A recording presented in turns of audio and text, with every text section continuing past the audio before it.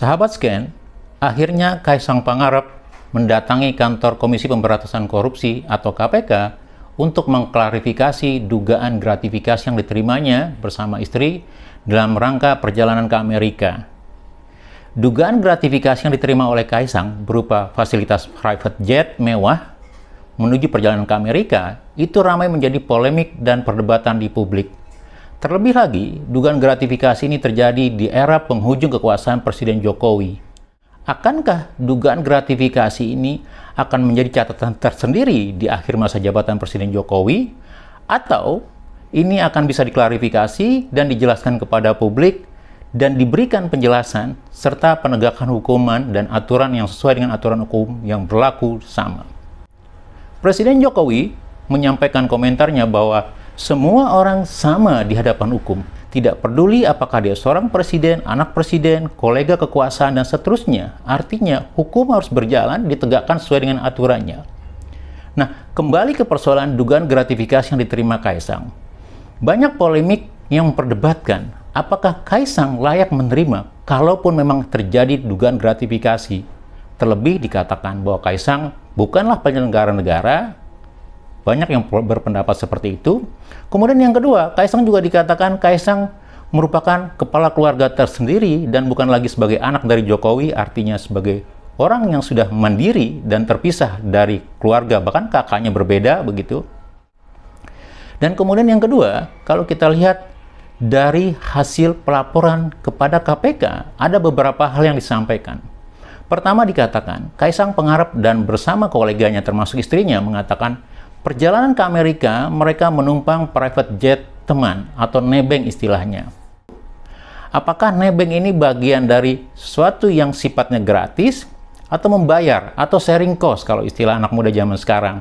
Karena kita lihat tidak begitu mudah nampaknya, bahkan untuk orang yang sangat kaya gitu ya, memberikan tumpangan atau tebengan ke Amerika dengan menggunakan private jet yang super mewah. Kalau dikatakan tidak salah pesawatnya adalah Gulfstream seri 650, pesawat lux, pesawat mewah begitu ya. Kemudian yang kedua, kalau dikatakan dia menebeng, apakah temannya ikut tebengan atau tidak begitu. Kemudian dikatakan bahwa perjalanan ke Amerika itu hanya perjalanan pergi saja, dan di mana di dalam pulangnya Kaisang menggunakan pesawat komersil, sehingga fasilitas jet, private jet yang diterima hanya pada saat berangkat ke Amerika saja.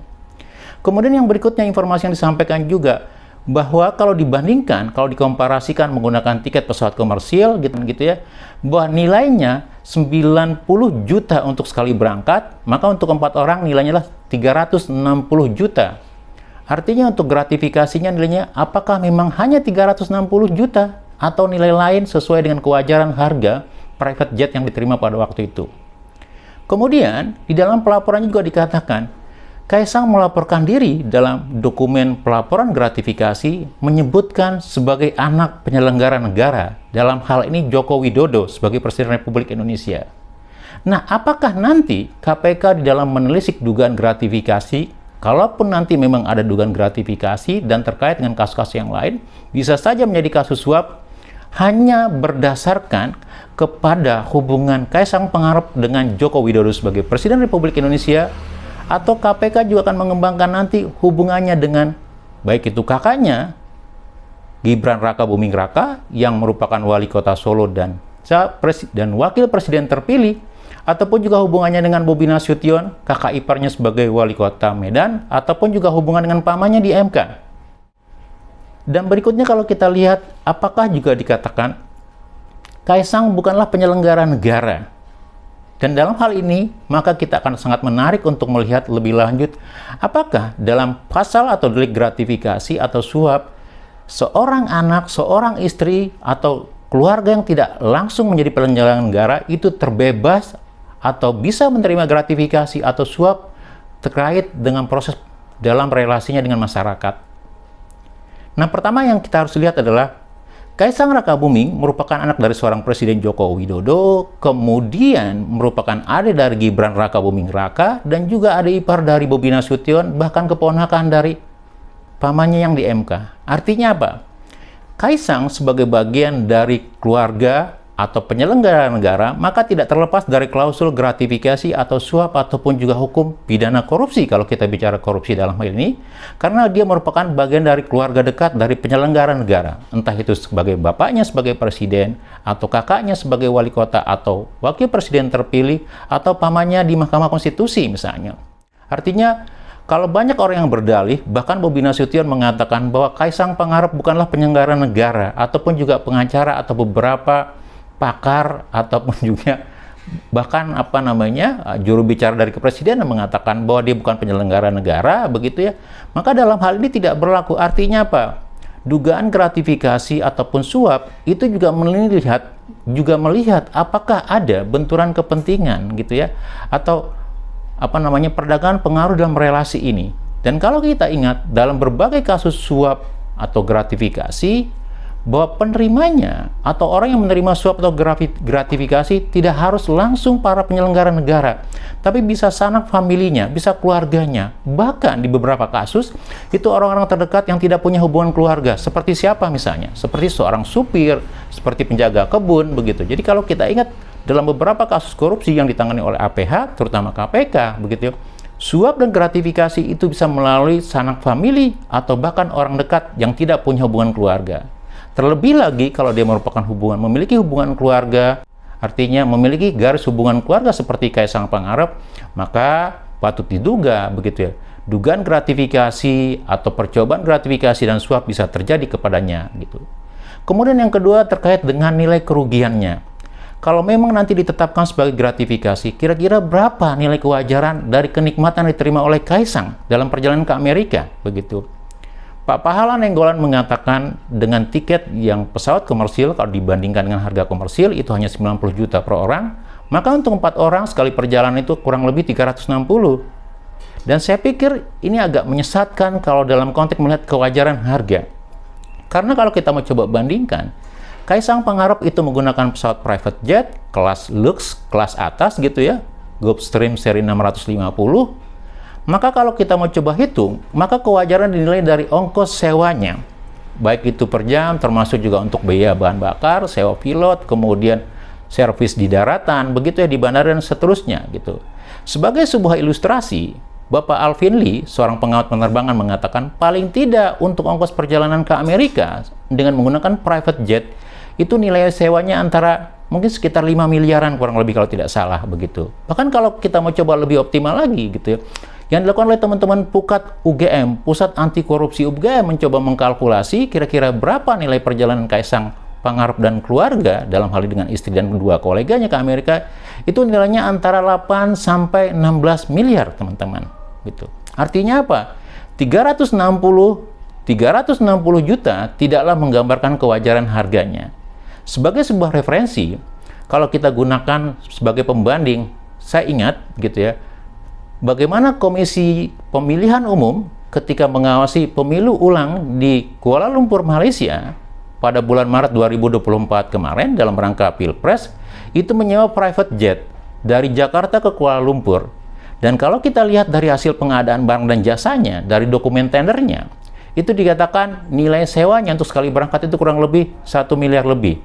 Sehingga pulang pergi itu nilainya pengadaan untuk berangkat atau menggunakan private jet ke Kuala Lumpur untuk Komisi Pemilihan Umum pada bulan Maret 2024 yang lalu, itu nilai sewanya adalah 2 miliar 109 juta. Artinya apa? Jauh-jauh lebih besar dari perkiraan gitu ya, kalau kita mau coba bandingkan dengan nilai yang dihitung sebagai pengembalian atau gratifikasi yang disita oleh negara dalam dugaan gratifikasi pada Kaisang hanya 360 juta. Dan kita melihat gitu ya, agar Komisi Pemberantasan Korupsi coba melihat lagi batas kewajaran, nilai kewajaran, dan nilai kenikmatan yang diterima oleh Kaisang di dalam perjalanannya ke Amerika. Kemudian, di dalam pelaporannya, Kaisang juga menyatakan bahwa dia melaporkan sebagai anak dari penyelenggara negara. Apakah nanti KPK hanya menelisik hubungan Kaisang dengan relasinya dengan Pak Jokowi sebagai Presiden Republik Indonesia? Atau KPK juga akan mengembangkan lagi relasinya dengan Bobi Nasution, dengan Gibran Rakabuming Raka, atau dengan pamannya di MK. Semua orang-orang selain Pak Jokowi, artinya baik itu Gibran Rakabuming Raka, kemudian Bobi Nasution, atau Anwar Usman di MK merupakan relasi keluarga di Kaisang.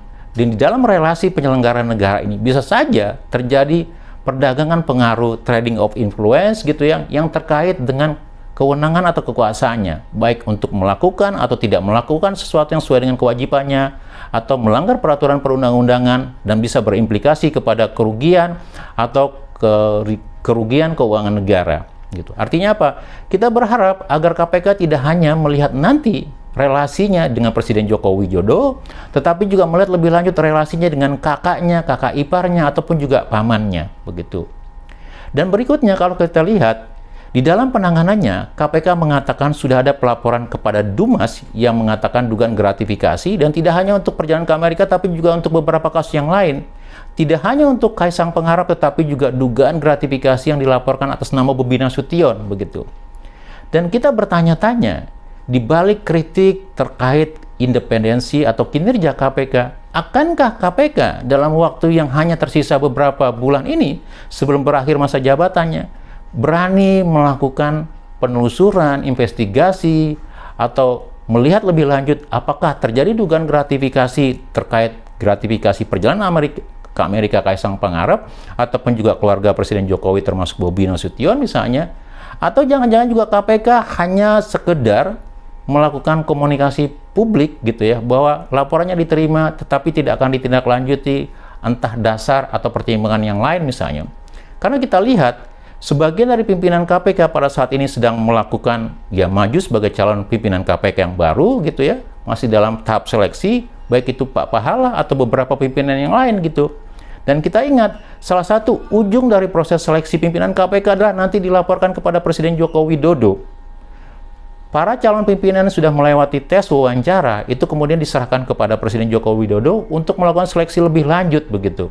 Artinya apa? Ada kekuasaan Presiden Joko Widodo dalam menentukan siapa-siapa saja nanti yang akan maju di dalam pimpinan KPK, baik itu komisioner KPK ataupun juga Dewan Pengawas KPK misalnya.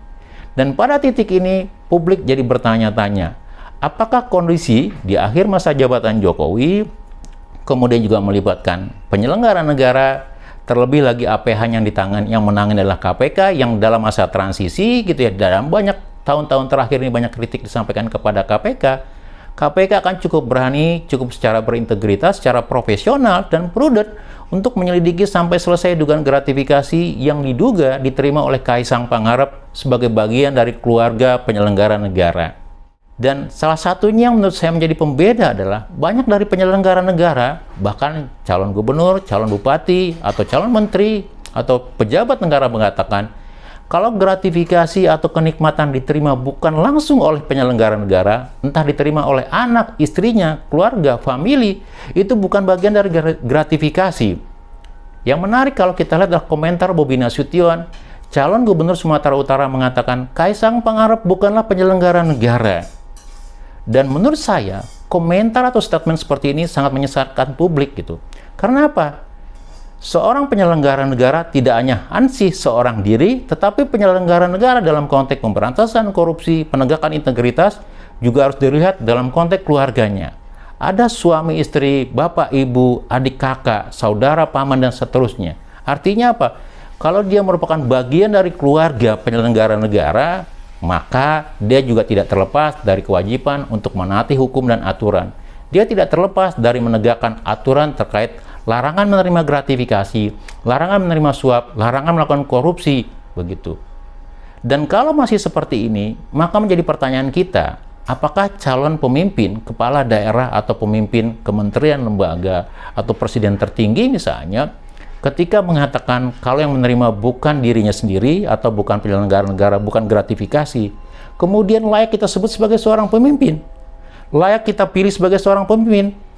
Disinilah kita melihat bagaimana karakter pemimpin dalam pemerintahan yang bersih, pemerintahan yang menegakkan anti korupsi, pemerintahan yang penuh integritas, begitu. Artinya kita cukup ragukan, kita patut ragukan terkait integritasnya atau komitmennya dalam penegakan hukum ataupun juga mengelola keuangan negara nanti, begitu. Jadi pertanyaannya, beranikah nanti KPK untuk memanggil Presiden Joko Widodo untuk melihat apakah di dalam dugaan gratifikasi Kaisang itu memiliki benturan kepentingan dengan kekuasaan yang dilaporkan sebagai seorang presiden. Beranikah KPK dalam rentang waktu yang hanya tinggal berapa hari lagi sebelum berakhir di bulan Oktober ini, gitu ya, kekuasaan seorang presiden memanggil Presiden Joko Widodo, atau juga mengembangkan kepada kakaknya Gibran Rakabuming Raka atau Bobi Nasution atau pamannya? Apakah indikasi-indikasi benturan kepentingan gratifikasi atau suap juga muncul dalam kekuasaan para penyelenggara tersebut? Sekali lagi, pertanyaannya kita letakkan kepada KPK. Apakah KPK cukup berani menegakkan aturan dan hukum, melakukan pemberantasan korupsi tanpa melihat kekuasaan, tanpa mempertimbangkan jabatan yang akan mereka pilih atau jabatan yang akan mereka majukan di dalam seleksi calon Komisi Pemberantasan Korupsi? Kita tunggu apakah KPK cukup berani untuk menegakkan, kemudian membuka, memperjelas kasusnya selebar-lebarnya, seterang-terangnya, sehingga ini akan menjadi pembelajaran kepada kita bahwa korupsi, gratifikasi, dan suap merupakan musuh bersama. Dan kita sebagai warga negara harus mengamati, terus memonitoring perkembangan kasus ini, sehingga tidak ada lagi para penyelenggara negara atau koleganya atau keluarganya yang melakukan cawe-cawe, korupsi, nepotisme, ataupun juga menerima suap dan gratifikasi, gitu ya. Karena sekali lagi yang dipertaruhkan adalah uang negara, uang rakyat Indonesia, dan hak publik untuk memastikan keuangan negaranya ataupun juga kekuasaan yang diberikan kepada penyelenggara negara dipergunakan secara sebaik-baiknya untuk kepentingan dan kesejahteraan rakyat banyak. Sampai jumpa.